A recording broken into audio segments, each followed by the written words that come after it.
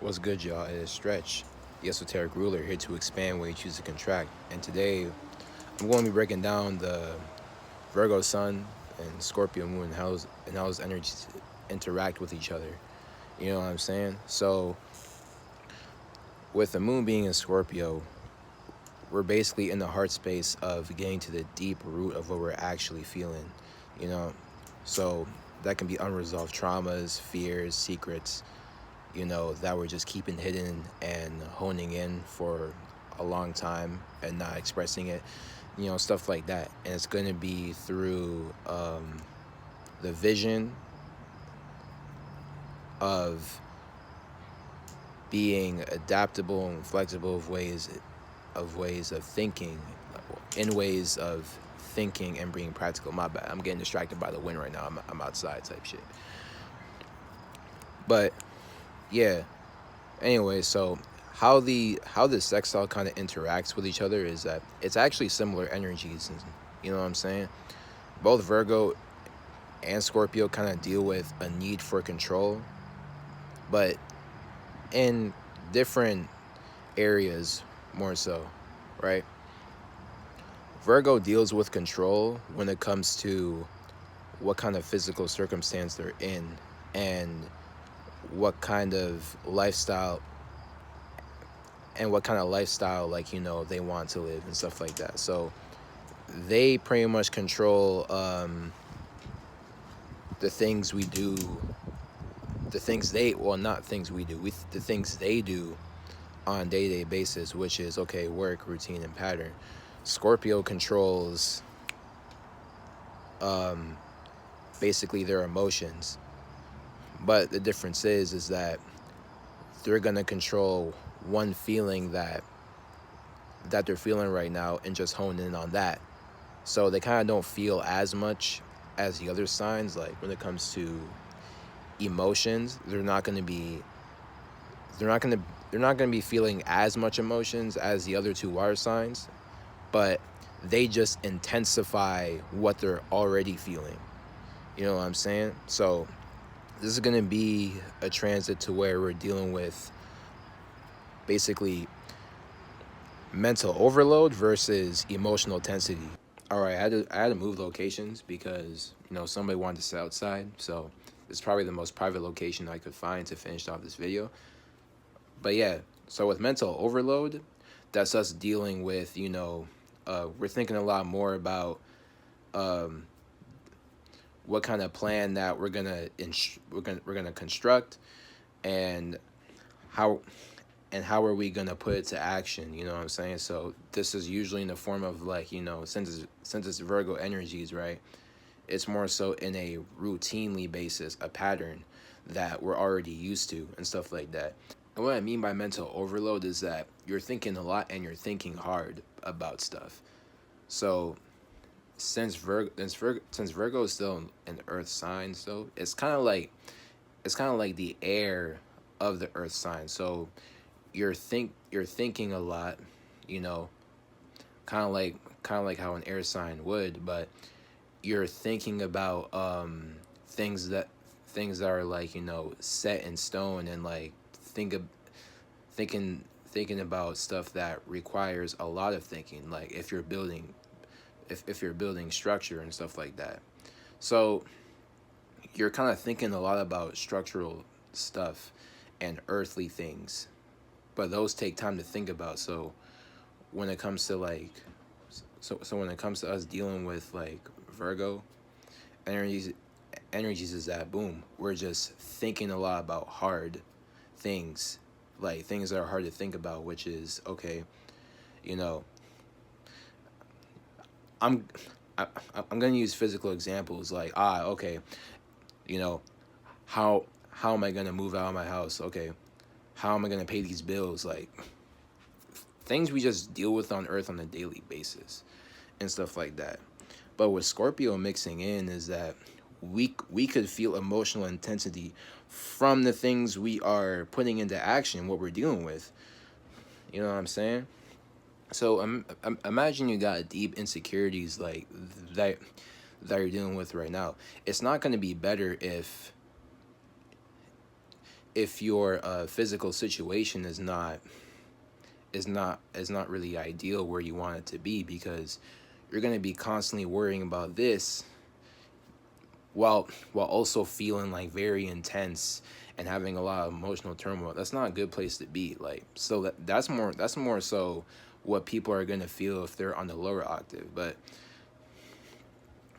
how can we work on this is that we just have to really just accept that, okay, it is what it is, and let's just think clearly and not think too much or think too hard about about about the situation I'm in. Let's just calm my emotions down and just, think about what I need to actually do in order to get out of the situation. And with the Scorpio side of it, Scorpio moon and stuff like that, this is going to be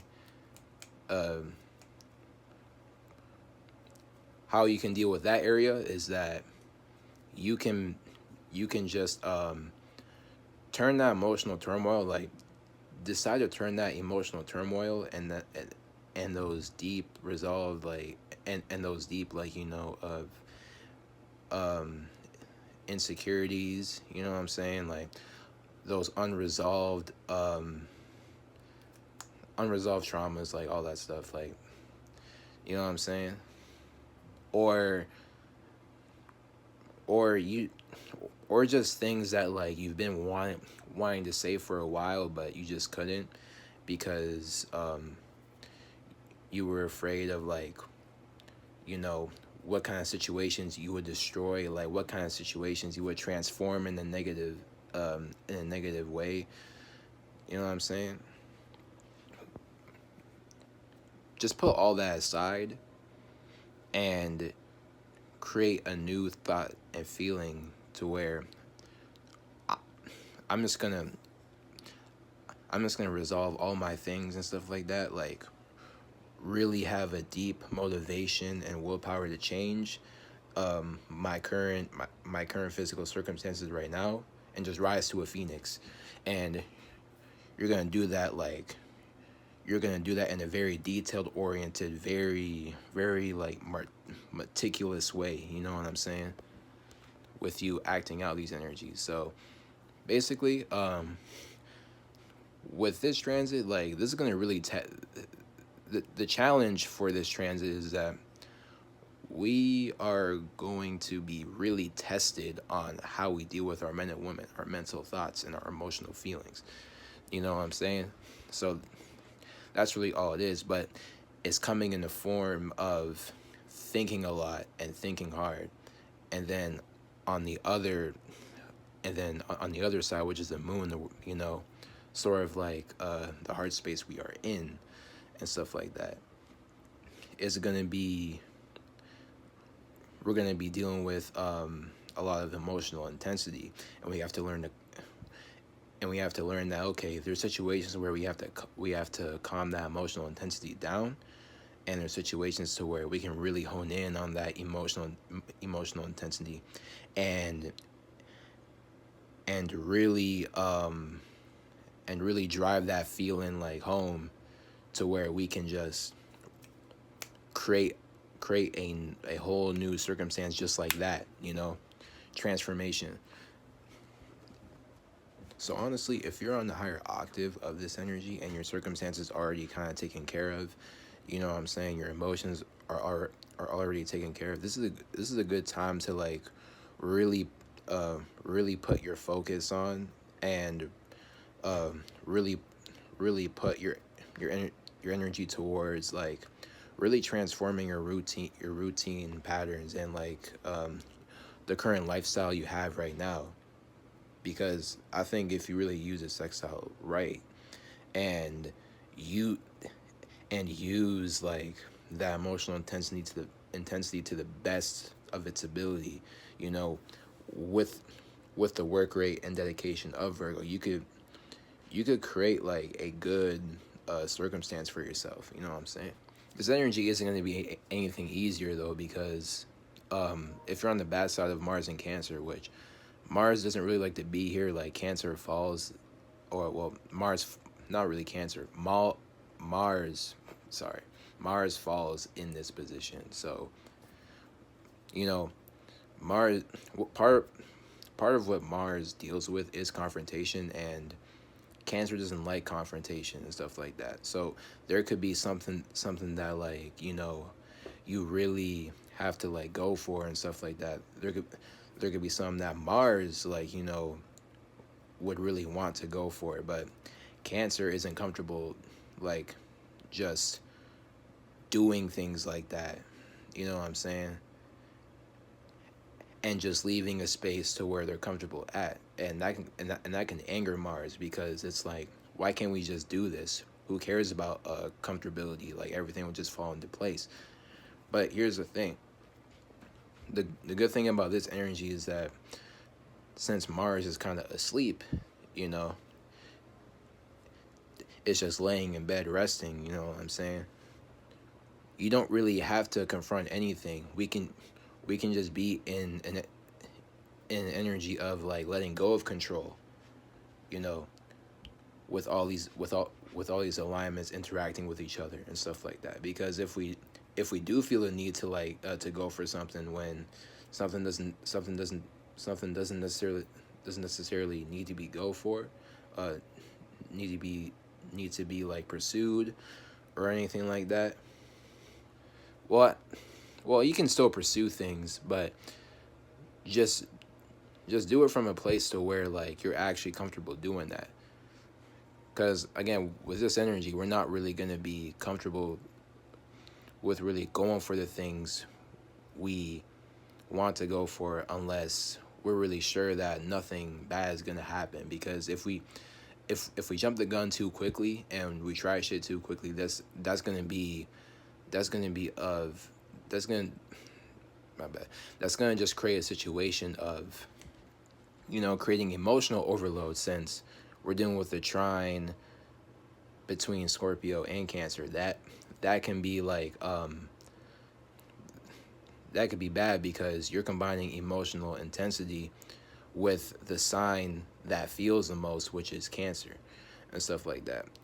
I don't want what I said earlier to be confused with, like, Scorpio feeling the most. But I think I made that clarification earlier, actually, because the difference between Scorpio and Cancer is that I think Cancer can feel a lot more emotions at once. Loki the same with Pisces. But Pisces is kind of like, actually, no, hold up. Pisces is kind of more so loose with it and imaginative with it, because okay, it's mutable.